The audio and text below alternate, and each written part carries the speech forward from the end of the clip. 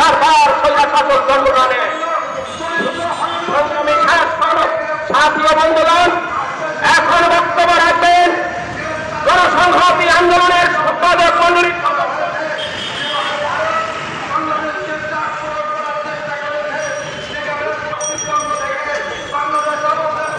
বাচ্চু ভূঁইয়া। এখন বক্তব্য রাখবেন সম্পাদক মণ্ডলীর সদস্য বাচ্চু ভূঁইয়া। রক্তের বিনিময়, গণ-অভ্যুত্থানের বিনিময় নতুন বাংলাদেশ।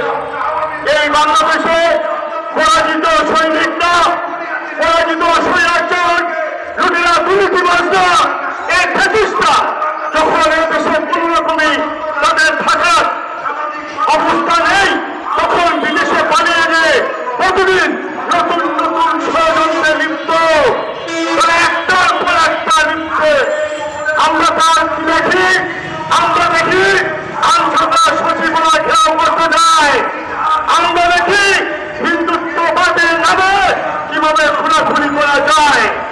আমরা বাংলাদেশেও দেখেছি যখন ওই বিশ্বজিৎ হত্যা করা হয়, বিশ্বজিৎকে কলকাতা সচিবালয়কে কুপিয়ে হত্যা করা হলো, তখন এই স্কুল কোথায় ছিল? তখন এই স্কুলের যারা কর্মধার তারা কোনো কথা বলেন নাই।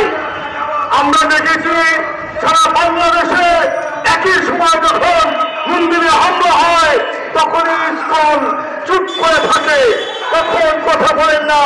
কেননা এটা ওই ভারতের হিন্দুবাদী বিজেপির ষড়যন্ত্র, এটা তারা পরিষ্কার জানে।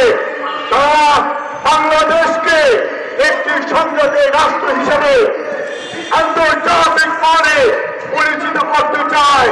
বারবার তারা সেখানে ব্যর্থ হয়েও আবার তারা নতুন করে পরিকল্পনা করে। আমরা জানি, আমরা দেখলাম চট্টগ্রামে একজন আইনজীবীকে প্রকাশ্য কুপিয়ে হত্যা করলেন। তারা ভাবছিলেন একজন আইনজীবী এবং সে মুসলমান, তাকে যদি হত্যা করা যায় তাহলে দেশের মুসলমান ঝাঁপিয়ে পড়ে হিন্দুদেরকে আক্রমণ করবে, আর তারা আমেরিকা সহ সারা দুনিয়াকে দেখাইতে পারবেন বাংলাদেশে হিন্দুরা নিরাপত্তা। কিন্তু না, আমরা বাঙালি, আমরা বাংলাদেশের বাংলা জাতি কখনো বর্বর জাতি না। আমরা প্রমাণ করে দিয়েছি যে আমরা সংঘাত পছন্দ করি না। হিন্দু, মুসলিম, বৌদ্ধ, খ্রিস্টান সব আমরা ভাই ভাই একসাথে থাকতে চাই, আমাদের কোনো ভেদাভেদ নাই, এটা পরিষ্কার। তাই আমরা ধৈর্যের সাথে এইটা মোকাবিলা করতে পারছি।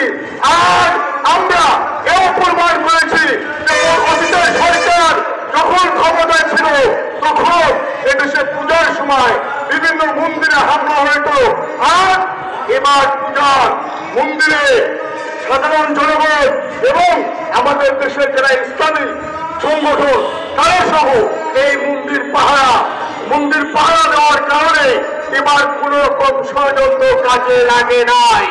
যা আমরা দেখলাম এই ঢাকা শহরে অনেক বড় সমাবেশ করেছে হিন্দুত্ববাদীর নামে, তারা বিভিন্ন মিডিয়ার কাছে বলেছেন যে আমাদের মন্দির ভেঙে চড়ে আমাদের এলাকা ছাড়া করে দিয়েছেন। কিন্তু যখন সেই মিডিয়া তার সাক্ষাৎকার নেন, আপনার বাড়ি কোথায়, আপনার পরিচয় কি, তখন বলে আমি শুনেছি, দেখি নাই। এটা পরিষ্কার। বারবার ইন্ডিয়ার ওই হিন্দুত্ব বিজেপি একটার পর একটা ষড়যন্ত্র করে যাচ্ছে। কোন ষড়যন্ত্রী বাংলাদেশের নাগরিকরা পা দেবে না। আমরা চাই এই রক্তের বিনিময়ে যে নতুন বাংলাদেশ প্রতিষ্ঠিত হয়েছে, এই বাংলাদেশকে আরো নতুন করে সাজাতে, এই বাংলাদেশে কোনো হানাহানি মারামারি দেখতে চাই না।